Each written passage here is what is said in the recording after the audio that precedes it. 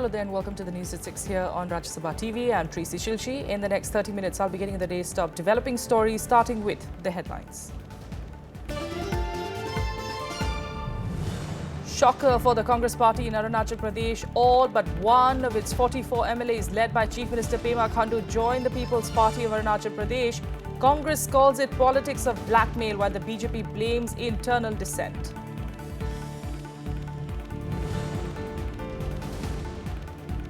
Samajwadi Party Supremo Mulayam Singh brokers peace between his son and brother. Akhilesh Singh says he wants a say in ticket distribution, while Shivpal Yadav says Mulayam's word will be final.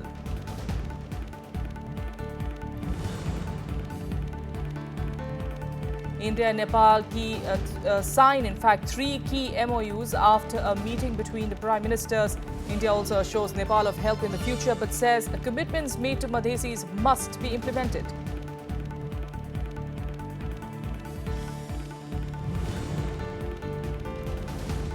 Finance Minister Arun Jaitley calls out to public sector banks to address the NPA situation. Hopes banks will then be able to pass on benefits of rate cuts to customers. And Hillary Clinton is back on the campaign trail after a break due to pneumonia, accuses rival Donald Trump of fostering bigotry even as the Republican closes in to the gap of opinion polls.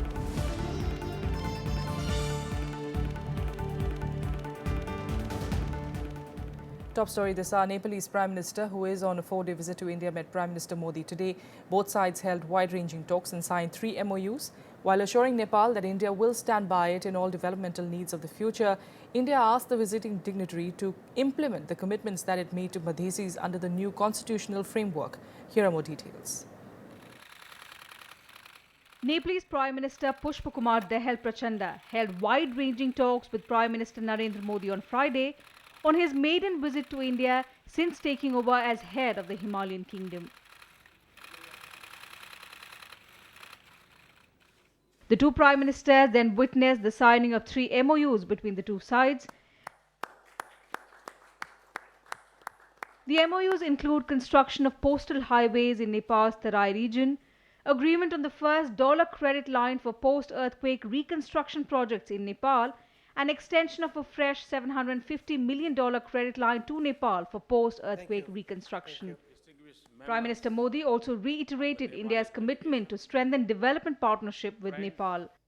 From the trade, connectivity in all its dimensions, development projects and mutual investments are key pillars of our partnership with Nepal. India's initiatives are open sky, cross-border power trade, transit routes, cross-border connectivity would directly benefit Nepal and help strengthen our economic partnership. Nepal and India are also closely working on a range of areas of economic engagement, including energy and water resources sectors. Prime Minister Modi also commended Prachanda's efforts in strengthening democratic institutions in Nepal. He, however, urged him to bring internal peace to Nepal through inclusive dialogue, a clear hint to iron out differences with the Madhesi community. We also commend the role that you have personally played in strengthening the democratic institutions in Nepal. You have been a catalytic force of peace in Nepal. I am confident that under your wise leadership, Nepal will successfully implement the Constitution through inclusive dialogue, accommodating the aspirations of all sections of diverse society. You are aware that my government has made serious effort to bring everyone on the board as we enter the phase of implementation of the Constitution in the interest of all segments of Nepalese society. The visiting dignitary also underlined the need of frequent high-level interactions between the neighbors, extending an invitation to both President Pranab Mukherjee and Prime Minister Modi to visit Nepal. He also extended Nepal's support to India's bid at the UN Security Council. India is rising in its global stature and it has a visible mark in global arena as the largest successful world democracy. I assured Prime Minister Modi ji that Nepal fully supports India's aspiration for greater roles in international institutions. Earlier in the day, the Nepalese Prime Minister was accorded a ceremonial reception at the Rashtrapati Bhavan. Seemingly, there is a change of heart in Nepal's politics, and if it continues so, there will be no hiccup in prosperity of Nepal and its relationship with India. Akhilesh Suman for Rajya Sabha Television with camera person D.K. Pandey in Delhi. The Congress party faced a severe political setback in Arunachal Pradesh today. All but one of its MLAs in the state, including Chief Minister Pema Khandu, have joined the People's Party of Arunachal Pradesh. BJP, meanwhile, has blamed internal dissent in the Congress for the latest crisis. In a shocker for the Congress party in Arunachal Pradesh, less than 2 months after he was sworn in, Chief Minister Pema Khandu walked out of the party fold along with 42 of his MLAs. Congress is now left with just one MLA, Nabam Tuki, Khandu's predecessor, who faced a rebellion last year. Khandu, who was made the Chief Minister as part of a compromise formula after the Supreme Court reinstated Tuki's government, has joined People's Party of Arunachal Pradesh, virtually turning the Congress government in the state to that of PPA. Congress has termed it as politics of blackmail. अभी अरुणाचल ये blackmailing politics हो रहा है BJP का उनका ऊपर, ये under pressure जो बीजेपी गवर्नमेंट ने उनका ऊपर प्रेशर डाला है कि सारा सेंट्रल फंड बंद हो जाएगा, कोई डेवलपमेंट नहीं होगा, तो वही ब्लैकमेल के लिए वो लोग अभी कांग्रेस छोड़ के वो डायरेक्ट बीजेपी ज्वाइन नहीं किया है, अपना पार्टी बनाया है. The BJP, however, has blamed internal dissent in the Congress for the political turmoil in the state. The entire MLAs, ministers led by the Chief Minister, they have gone to a regional party. They are this illusion with their own leadership. If their Chief Minister and their ministers have to wait for days to meet their own leadership in Delhi, how can they stay in such party? They are very emotional. They were saying that publicly also, that they don't want to remain in Congress party. The Arunachal Pradesh Assembly's total strength is 60, out of which Congress has 47 MLAs, BJP has 11 and there were 2 independents. Status of 2 Congress MLAs is yet to be decided as they put in their papers before the recent political development that led to first the Tuki government falling in January 2016, imposition of president's rule in the state and then the installation of a government led by the late Kalikho Pul. Vishal Daya's report for Rajya Sabha TV. Well, for more on this developing story, we're joined now on the phone line from Itanagar by Kenta Joy Riba, who's the managing editor with the Eastern Sentinel. We also have our correspondent Vishal Daya joining us from the newsroom here in the national capital. Mr. Riba, if I could come to you first, just give us a sense of what we're seeing there. How big of a shocker is this for the Congress and how are they going to get out of it? Ms. Riba, can you hear me? Well, yes. Yes. I think Itanagar, Arunachal for that matter, is grabbing headlines once again for the political instability. And I think it's a huge setback for the Congress because I think after quite a bit after a bit of time span, they were thinking that all is well and they are as one. And but lo and behold, we are back to square one. And this is again, I think, all said and done about the political. With every political upheaval, it goes without saying that development works come to a standstill, and it is the public, it is the general public of Arunachal who is suffering the most, and we are being subjected to another ordeal. In fact, this is something which is coming out very loud and resounding from all the people. It's that we have nothing to do with political parties, but what we want is a stable governance so that normal life and normalcy can return and people can get on with their lives. And this is a clear reflection of how the local Congress leaders are clearly upset with the centre leadership. Because, you know, as far as the local Congress leaders are concerned, at least if you look at it at this point of time, Pema Khandu, of course, has the majority with him and he's taken them along with him to the other party. So clearly this is a snub as well to the central leadership here in the capital. Right, right. today's political development appears to be a vindication of the BJP's earlier stand that it had nothing to do with the political instability. Well, there has been insinuations that the BJP, the Arunachal unit and the Raj Bhavan was involved in the political crisis which was ongoing for the larger part of last year. But of course, this development is definitely a shocker, and I think it goes without saying that it is the Congress which has not been able to keep its house in order. All right, Ms. Riba, thanks so much for joining us. We hope to come back to you, of course, for more developments there in Arunachal. Meanwhile, Vishal, like I was pointing out, this is quite a clear snub really to the national leadership, because as far as the state leaders go, they seem to have the numbers with them. Things should be working fine now that you have Pema Khandu as well as the Chief Minister. But clearly this is a snub to Sonia Gandhi and, of course, the bigger leaders here in the capital. Well, yes, indeed. It is a very big snub to the Congress's central leadership. And as far as Congress's central leadership is concerned, it's also a deja vu moment for them. In less than a year, this is the second time that it's a state unit in Arunachal Pradesh has revolted against the preferred choice of the central leadership. Earlier, it was the rebellion was against Nabam Tuki, the then chief minister, and it was led by late Kali Kapul. But this time around, the chief minister himself, that's Pema Khandu, who was chosen as a compromise candidate after that Supreme Court verdict which went in Congress's favor and reinstated Nabam Tuki's government.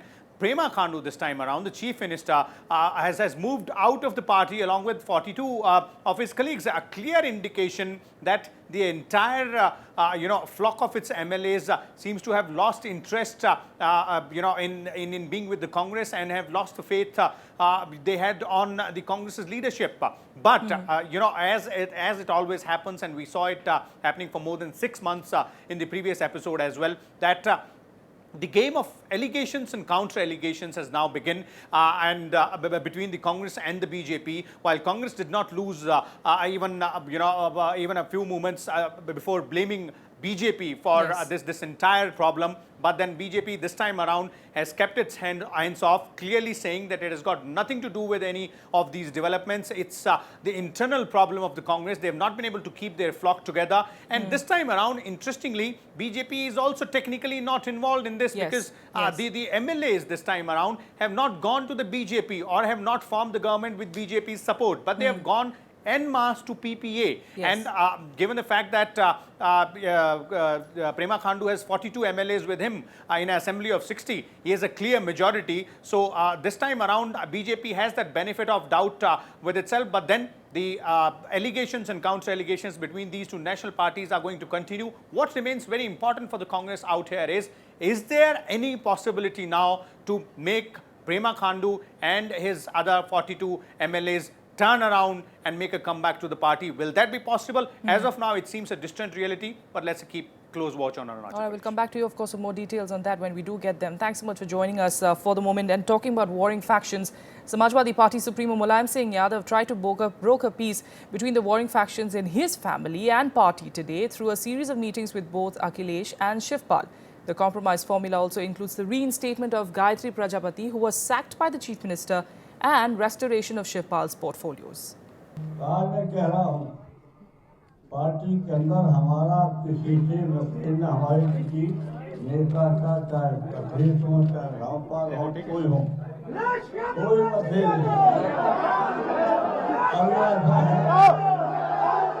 नहीं। Family patriarch and Samajwadi Party chief Mulayam Singh finally broke his silence over the internal rift in his family and the party. Mulayam tried to bring an end to the controversy by holding separate meetings with both his son and Chief Minister Akhilesh Yadav and his brother Shivpal. In a bid to pacify Shivpal, Mulayam rejected his resignation as the party's state unit chief and announced the reinstatement of Gayatri Prajapati as minister.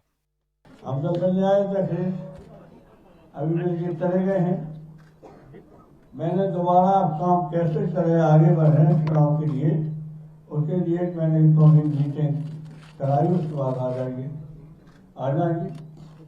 कोई कहीं किसी प्रकार का मतभेद नहीं। Shivpal's supporters gathered outside his residence in Lucknow, shouting slogans in his favor. Shivpal later told them that he is with Mulayam. Netaji की बात तो मानना है मुझे और नेताजी जो भी फैसला करेंगे और कल करेंगे। जो भी नेताजी फैसला करेंगे अब कल फैसले करते जा रहे हैं. Meanwhile, in an interview to a private channel, Chief Minister Akhilesh Yadav indicated that he felt bad when he was removed as the party's state unit chief, but wants to have a say in the ticket distribution for the forthcoming assembly elections. However, signalling rapprochement with his uncle Chopal, he rejected the latest resignation from the Council of Ministers. इसीलिए आपसे कह रहा हूं कि मैं नेताजी से मिल करके आया हूं और मैंने नेताजी से कहा है, दूसरी बात ये कही है और जो मैंने अपने आप फिर सोचा है, यही मैं कहा कि नेताजी आपको जो अच्छा लगे, जो जिसमें आपकी खुशी हुई, वो फैसला मैं लूंगा. Mulayam had rushed to Lucknow from Delhi on Thursday evening after the public feud between Akhilesh and Chopal deepened. Vishal Dahiya, Rajya Sabha TV. Now, after the week-long unrest in Karnataka regarding the Kaveri water sharing issue, Tamil Nadu and Puducherry also faced problems due to a day-long bandh on Friday. The bandh was supported by the opposition parties DMK, Congress, MDMK, the PMK, TMC and the left. In the light of the bandh, security was tightened across several parts of the state. Meanwhile, Tamil Nadu Chief Minister Jayalalitha ordered the release of water from Mettur Dam for samba cultivation starting the 20th of September. A statewide bandh was called in Tamil Nadu and Puducherry on Friday over the Kaveri water sharing issue. The bandh call given by the traders and farmers is to protest against the violence targeting Tamils in Karnataka. The protesters are also demanding a long-term solution to the Kaveri water issue. Barring the ruling AIA-DMK party, all other major political parties extended their support to the bandh call.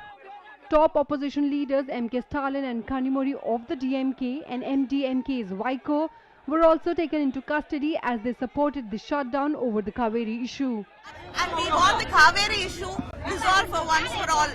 Every time this becomes a problem, every time the farmers are affected, and the Supreme Court order should be carried out in full, and Tamils have to be protected in Karnataka. பிரச்சனைகளுக்கு தீர்வு காண வேண்டும் என்பதனால்தான் திமுக அறிவிக்காமல் மாற்றார் அறிவிக்கின்ற போராட்டத்தில் கூட பெரும்பகுதியான இடத்தை திராவிட முன்னேற்றக் கழகம் இன்று ஆக்கிரமித்து போராட்டத்தை தொடர்கிறது.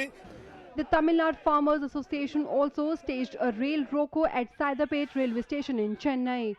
They are demanding the Prime Minister's intervention into the matter. As a precautionary measure, educational institutions and other installations remained closed in Tamil Nadu. Companies of Rapid Action Force and paramilitary forces were deployed at the border to ensure there are no untoward incidents. Public transport stayed off the roads, causing inconvenience to daily commuters. ना ही कहीं violence हुआ है, ना ही कहीं पे आतंक होने की किसी को ज़रूरत है. ये हमारा स्टेट बॉर्डर है, यहाँ पे काफ़ी एंट्री मतलब बहुत सारे प्राइवेट पब्लिक व्हीकल्स आते जाते रहते हैं सुबह से शाम तक, तो किसी तरह का यहाँ पे समस्या ना हो इस कारण से यहाँ पे फोर्स ज़्यादा लगाया है हमने. Protests were also held in Bengaluru, where members of the KRV were detained by police after they staged a protest. As a preventive measure, Section 144 has been extended in Bengaluru till September 25th midnight. How to protect Tamilians here in Karnataka, and the same this one Tamil Nadu has to protect the interest of Karnataka people over there. But it's but natural land, it's the law of the land, and it's our duty, the state's duty to protect the land, and we are doing it, and we are committed to do so. Kaveri water dispute sharing is an emotive issue, and owing to that, these issues had occurred. Now, the point is that we have been able to control the situation effectively and quickly, without any delay, and there is no cause for worry now. Several Tamil outfits in Puducherry also called for a ban to condemn the violence against Tamils in Karnataka. Bureau Report, Rajya Sabha TV. In other news, Finance Minister Arun Jaitley today said that the NPA situation of public sector banks is still challenging. Speaking to media persons after a meeting of heads of PSU banks in New Delhi, Jaitley said greater initiative is needed in cases where it's difficult to find buyers or alternative promoters for assets that have accumulated bad loans. He also expressed hope that once the situation improves, banks will be able to pass on full benefits of the RBI's rate cuts to the customers.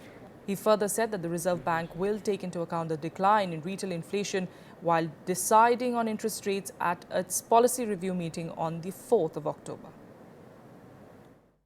Today, even in the meeting, have shown a clear determination that all monies due to the government, to the banks themselves would be recovered, and they would take the legal process to its logical conclusion. They are finding it challenging to find alternative promoters and buyers, and they have been making efforts to do that. With a quick break here, we'll be back with more news in a bit. Stay with us.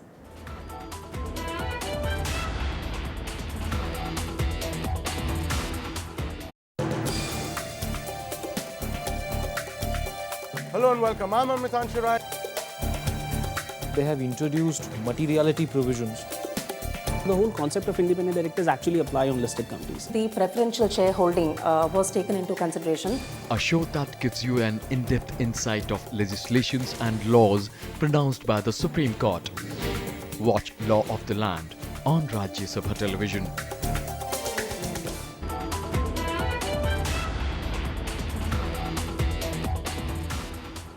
Welcome back. Let's get you some more news now. And en route to Venezuela to attend the 17th NAM Summit, Vice President Mohammad Hamid Ansari on Thursday addressed a press conference on board the Air India special aircraft.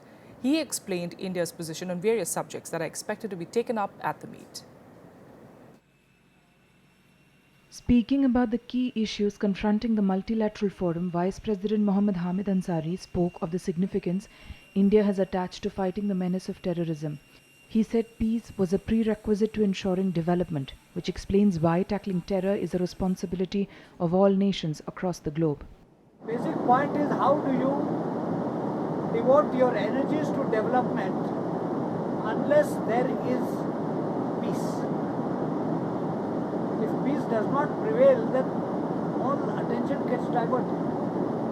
So we need peace, we need solidarity as a group of countries with more or less converging objectives, and development remains our priority agenda. The Vice President said there is no change in the methodology in how India is approaching the summit.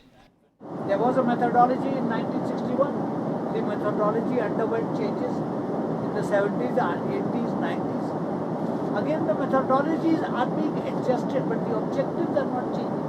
But the methodology has to remain the same. The Vice President also emphasized that in the present era, all member nations were bound by the same needs. Every country has got the same priority in its agenda, which is development.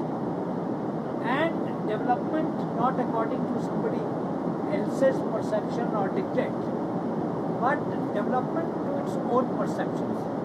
Vice President Mohammad Hamid Ansari also said there was nothing extraordinary in Prime Minister Narendra Modi not leading the delegation to the NAM summit. He said that as always, India is being represented at the summit. With camera person Saroj Kumar Das, Shyam Sundar and Shiva Kumar's report for Rajya Sabha TV. International news. And Democratic presidential nominee Hillary Clinton returned to the campaign trail after having recovered from pneumonia. And soon after her return, she accused her Republican rival Donald Trump of fostering ugliness and bigotry. The Trump campaign, meanwhile, for the first time acknowledged that US President Barack Obama was born in the US. Democratic presidential nominee Hillary Clinton returned to the campaign trail after a 3-day break because of pneumonia. Clinton, who nearly collapsed at a ceremony marking the 15th anniversary of 9/11, appeared to be in good health during a campaign stop in North Carolina.